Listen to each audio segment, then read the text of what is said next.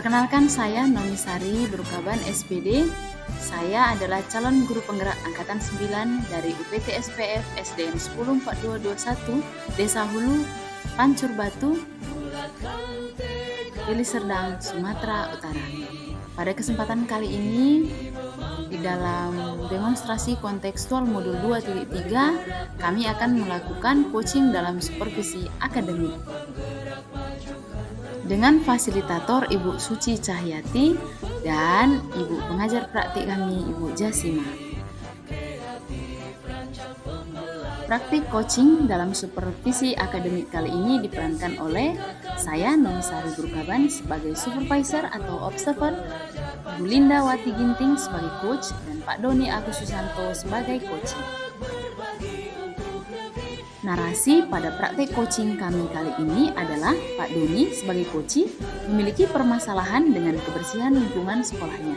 Murid-murid belum ada yang peduli akan sampah dan kesadaran akan kebersihan. Pak Doni sebagai coach ingin tumbuh kesadaran dalam diri murid-murid untuk menjaga lingkungan tetap bersih dan asri. Mari saksikan hasil coaching kami. Selamat menyaksikan. Salam dan bahagia. Perkenalkan, kami dari CGP Angkatan 9 Kabupaten Deli Serdang, Sumatera Utara. Kali ini kami mau mempraktekkan tentang praktek coaching. Saya Nomisari Brukaban dari UPT SPF 104221 Desa Hulu, Kecamatan Pancur Batu. Saya kali ini sebagai supervisor. Perkenalkan, saya Linda Wati Ginting, berasal dari UPT SPF 106824 Besamat, STM Hilir, dan saya sebagai coach. Perkenalkan, saya Doni Agus Susanto dari UPT SPF SD 101864 Gunung Rinti, Kabupaten Deli Serdang, Provinsi Sumatera Utara, dan pada kesempatan ini saya bertindak sebagai coach. Saksikan. Selamat sore Bu Linda. Selamat sore Bu Noni. Ya Bu Linda, katanya hari ini mau melakukan coachingnya. Iya Bu.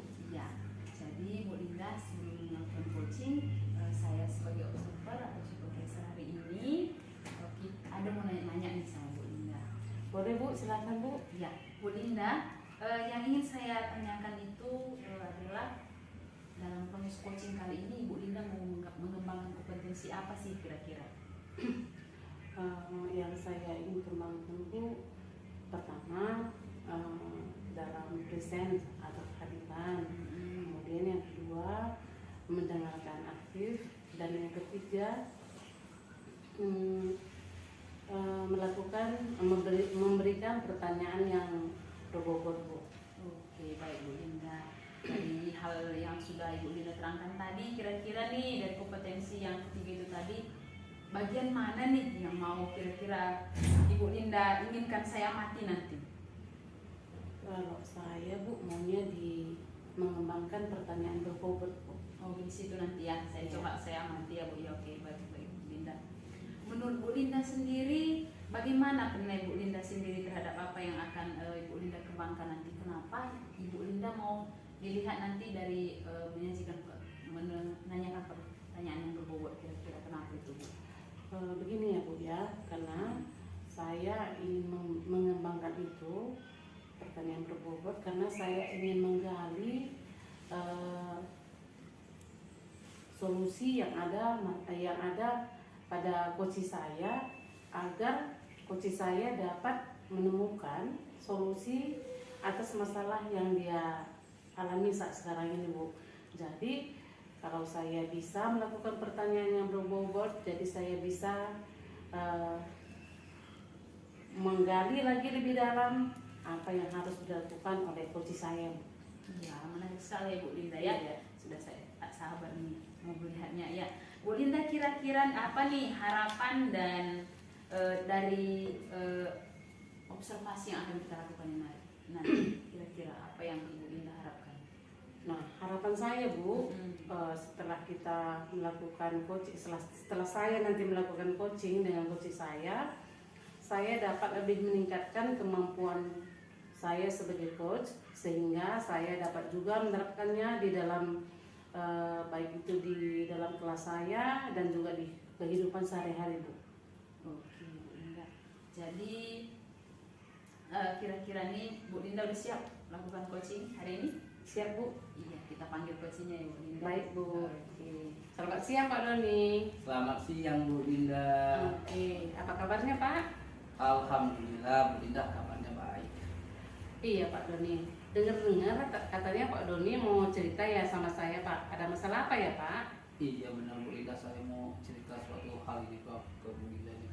Akhir-akhir ini Bu Dinda, saya nih galau dan karena melihat tingkah laku anak-anak Bu Dinda. Memangnya siapa anak-anak Pak Doni? Iya Bu Linda. Nah, itu kita kan Bu Linda berusaha menerapkan anak-anak itu agar peduli, agar sadar tentang kebersihan Bu Linda. Iya, Tapi Pak ya. akhir-akhir ini Bu Linda, murid-murid itu tidak peduli dengan kebersihan gitu Bu Linda. Gitu ya, Pak ya. Jadi harapan Bapak kedepannya bagaimana sih, Pak? Iya Bu Linda, nah harapan saya dengan kita sharing ini, kita cerita ini Bu Linda, saya bisa menemukan lah dulu Bu Linda solusi agar anak-anak ini menyadari tentang kebersihan itu untuk dirinya dan kebersihan untuk lingkungan sekitar gitu Bu Linda. Oke. Nah, jadi tadi Pak Doni bercerita kepada saya bahwa murid-murid Bapak sekarang ini tidak melaksanakan atau tidak menjaga kebersihan ya, Pak ya. Oke. Nah, jadi menurut Bapak sendirilah, apakah kira-kira tindakan yang Bapak bisa lakukan supaya murid-murid Bapak itu bisa menjaga kebersihan, Pak? Ya Bu Linda, tapi sebelumnya Bu Linda, memang sih di akhir-akhir ini tadi saya katakan ya Bu Linda, murid-murid saya itu tidak peduli dengan kebersihan itu ditandai dengan mereka itu sembarangan membuang sampah Bu Linda, ya kan. Ada memang di situ dimanfaatkan fasilitas tong sampah oleh sekolah, tapi kadang anak-anak ini terlalu abai dengan sampah itu sendiri sehingga dia membuang secara sembarangan. Terkadang dibuang di pot, nah terkadang dibuang di halaman, nah tidak menjaga kebersihan dan tidak sadar dengan kebersihan itu sendiri Bu Linda. Nah jadi harapan saya sih Bu Linda ya, anak-anak ini, murid-murid ini bisa menjaga kebersihan dirinya itu sendiri dan bisa terbiasa dengan membuang sampah pada tempatnya Bu Linda. Oke. Nah, jadi Pak, dari mendengarkan cerita Pak Doni, menurut Bapak lah kalau kita buat skalanya Pak dari 1 sampai 10, pada posisi manakah sekarang kondisi murid-murid Bapak ini, Pak? Ya, dari skala si Bu Linda, untuk mencapai tujuan yang saya harapkan tadi itu Bu Linda, skala anak-anak atau skalanya ini mencapai 4. Oh gitu. Nah, jadi tujuannya Pak mencapai skala? Tercapailah setidaknya angka 8. Oke, baik Pak. Nah, jadi mencapai skala 8 itu Pak, apakah usaha atau tindakan yang bisa Bapak lakukan? Tindakan dan usaha apa ya Bu Dina ya? Saya sih memiliki ataupun berpikir untuk melakukan sebuah usaha Bu Linda, berkomunikasi dengan kepala sekolah untuk ini menyediakan tempat-tempat sampah atau tong sampah diperbanyak kali ya Bu Linda, lalu dengan menempelkan kata-kata mutiara, kata-kata bijak untuk menjaga kebersihan gitu Bu Linda. Baik Pak, jadi usaha yang ingin Bapak terapkan itu kedepannya menambah jumlah tong sampah, Iya. dan menempelkan di tempat-tempat tertentu kata-kata mutiara untuk menjaga kebersihan ya Pak ya. Iya. Nah, selanjutnya Pak, selain hal kedua tersebut di atas tadi, adakah lagi Pak solusi yang bisa Bapak upayakan untuk mencapai angka yang Bapak inginkan tadi? Iya. Selanjutnya Bu Linda, saya pikir solusi selanjutnya ya Bu Linda. Nah, kita mungkin lebih memperbanyak tong-tong sampah ya Bu Linda, lalu mendiskusikan dengan kepala sekolah dengan mengadakan bank sampah. Nah, itu menjadi hal yang mungkin bisa kita sampaikan ke kepala sekolah, dan saya sih berinisiatif dulu untuk mengadakan itu dan berkoordinasi dan berkomunikasi selanjutnya kepada kepala sekolah. Begitu Bu Linda. Oke, baik Pak. Nah, jadi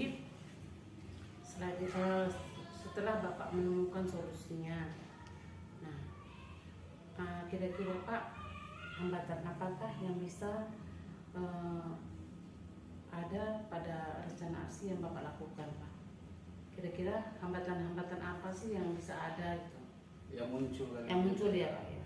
Nah benar Bu Linda, setiap kita melakukan suatu kegiatan ataupun program ataupun rencana tentu memiliki hambatan yang Bu Linda. Nah saya hambatannya itu ya salah satu pengadaan sarana prasarananya itu mungkin Bu Linda. Karena ini kan kita berbicara tentang bagaimana kita menjalankan sebuah rencana dengan membuat aksi nyata itu. Nah ketika itu mungkin dengan pengadaan tong sampah itu saya khawatir, dan bukannya pesimis gitu ya Bu Linda. Iya. Ketika nanti saya berkomunikasi dengan kepala sekolah, apakah nanti benar ini bisa diadakan gitu. Nah apakah benar ini bank sampah atau tong sampahnya bisa diperbanyak? Mungkin itu salah satu yang menurut saya menjadi sebuah hambatan, tapi tidak serta-merta itu sebagai faktor utama untuk sebagai hambatan yang Bu Linda. Selanjutnya mungkin Bu Linda, hambatannya yang menurut saya Bu Linda, kesadaran anak itu sendiri ya Bu Linda ya, dalam membiasakan hidup bersih Bu Linda. Nah mungkin itu salah satu hambatan. Kenapa? Karena belum terbangunnya motivasi pada dirinya untuk membiasakan hidup bersih Bu Linda. Itu salah satu yang menurut saya sebuah hambatan menurut saya Bu Linda. Baik Pak Doni. Nah jadi dari ketiga rencana aksi yang Bapak lakukan, manakah rencana itu yang Bapak prioritaskan terlebih dahulu Pak? Yang saya prioritaskan yang pertama kali sebenarnya Bu Linda, untuk ini ya Bu Linda, membangun kesadaran anak ya, membangun kesadaran anak untuk membudayakan hidup bersih Bu Linda. Nah itu yang saya prioritaskan utama agar tercapai gitu Bu Linda. Oke Pak. Nah jadi apakah strategi Bapak yang bisa Bapak terapkan untuk mencapai tujuan yang tadi Bapak ingin capai? Nah, berbicara strategi Bu Linda, saya orangnya tidak mau muluk-muluk untuk membuat strateginya supaya berhasil tujuan yang saya inginkan gitu Bu Linda. Iya. Nah, saya sih mengatur strateginya pertama dulu ya Bu Linda. Setelah kita memotivasi anak-anak untuk membiasakan membudayakan hidup bersih, nah itu strateginya ya selalu intens meningkatkan kesadaran anak. Nah dengan membudayakan hidup bersih, mungkin selalu mengatakan kata-kata bijak, menyampaikan budaya-budaya positif. Nah itu strategi yang saya mau bangun ke anak-anak Bu Linda untuk mencapai target bahwasanya tercapai kesadaran anak dalam membudayakan budaya hidup bersih dan menjaga kebersihannya Bu Linda. Iya, menarik sekali ya Pak ya. Iya Bu Linda. Nah, jadi Pak kira-kira apakah ukuran keberhasilan yang Bapak rencanakan ini Pak?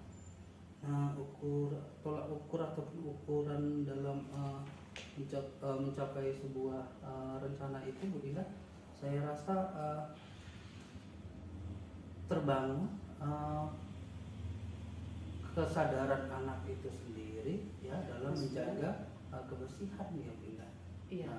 Nah, Maksud saya begini Pak, Bapak bisa menilai ketika tindakan anak itu seperti apa ya Pak ya? Oh, Bu Linda, nah, jadi tindakan anak itu bisa saya nilai ketika anak-anak itu sudah terbiasa dengan Oke. membuang sampah pada tempatnya, begitu Bu Linda. Iya, walaupun tidak kita suruh lagi ya Pak ya. Walaupun tidak kita suruh lagi, nah dengan secara sendirinya anak-anak kita sudah terbiasa membuang sampah pada tempatnya, nah sudah tahu dengan itu Bu Linda. Baik, bagus sekali Pak ya. Nah, jadi menurut Bapak, tadi Bapak sudah cerita panjang lebar tentang rencana aksi yang Bapak lakukan. Nah, kira-kira Pak, kapan rencana Bapak ini mau Bapak laksanakan? Rencananya sih Bu Linda 2 atau 3 minggu ke depan Bu Linda. Oke, baik Pak. Soalnya Pak, ini menarik bagi saya untuk melihat bagaimana hasil dari rencana aksi Bapak. Jadi saya berharap kita bertemu 2 atau 3 minggu lagi ya Pak, ke depan ya Pak. Bu Linda. Oke, baik Pak. Jadi kita sudah selesai ya Pak untuk Ya, hari Bu ini Linda, kegiatannya. Terima kasih Bu Linda. Oke, terima kasih Pak Doni. Terima kasih. Ya, tadi Bu Linda sudah selesai ya melakukan coaching dengan Pak Doni. Iya Bu. Ya, oke Bu Linda. Dari coaching yang sudah Bu Linda lakukan, saya ada mengajukan beberapa pertanyaan ya Bu Linda ya, boleh ya? Ya, boleh Bu, Ya. silakan Bu. Dari coaching yang sudah Ibu Linda lakukan tadi, kira-kira Ibu Linda menilai sendiri performa dalam kompetensi tadi gimana? Ya, untuk saya Bu ya, saya sudah melakukan kompetensi present dengan baik Bu, karena saya tetap dapat hadir mendengarkan apa masalah dari coach saya. Kemudian saya melihat bagaimana raut wajahnya, saya bisa merasakan apa yang dia rasakan. Kemudian saya juga berusaha memberikan pertanyaan yang berbobot sehingga coach saya dapat menemukan solusi atas permasalahan yang dia hadapi Bu. Iya. Apa yang menyebabkan Ibu bisa menilai demikian? Saya bisa mengatakan demikian Bu, karena saya melihat coach saya dapat menemukan solusi. Iya Bu ya. Bu, boleh saya nyampaikan hasil pengamatan saya tadi selama ini? Boleh Bu, jangan semangat Bu. Iya ya. Ya Bu Linda, saya mengamati tadi pada saat Ibu melakukan coaching tadi ya, sudah sesuai ya sebenarnya. Kalau dari semua tahap-tahap tirta sudah Ibu betul-betul lakukan dan sudah Ibu gali setiap masalah tadi, sehingga Pak Doni sebagai coach tadi bisa menemukan masalahnya. Ya. Sepertinya sudah pas gitu ya saya lihat ya. Kemudian saya bagaimana mau tanya lagi sama Ibu, bagaimana pendapat Ibu mendengar apa yang saya katakan tadi, apakah sesuai Bu? Ya, menurut saya sih sesuai Bu, karena memang menurut saya juga saya sudah melakukan tahapan tirta, saya sudah menanyakan tujuan, kemudian mengidentifikasi masalah, serta memberikan pertanyaan yang berbobot, dan saya juga sudah menanyakan bagaimana tanggung jawab dan bagaimana perasaan coach saya Bu. Dari hal yang sudah dilakukan tadi, kira-kira rencana tindak lanjut Ibu ke depannya kira-kira apa?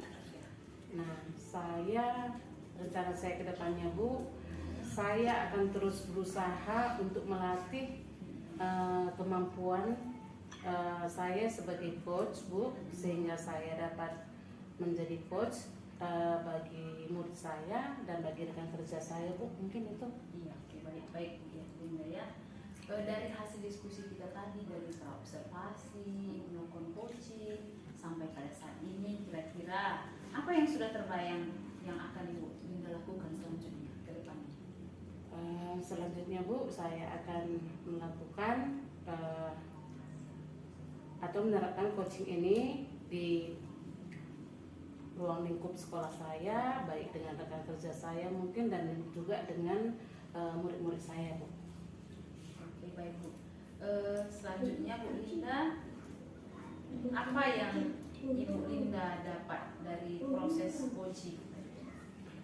Dari proses coaching ini Bu, saya dapat menyimpulkan bahwa sebagai seorang coach saya harus mampu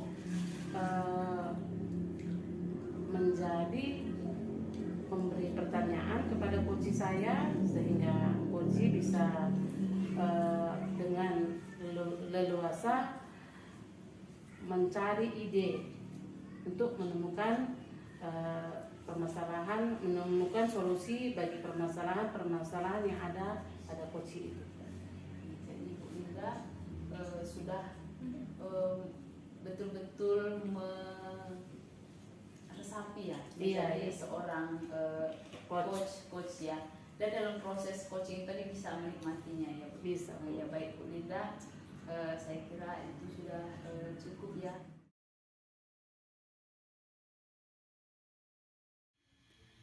Kesimpulan dari kegiatan coaching kali ini adalah peran guru sebagai coach sangatlah penting dilakukan di sekolah. Dilakukan untuk murid atau dengan rekan sejawat.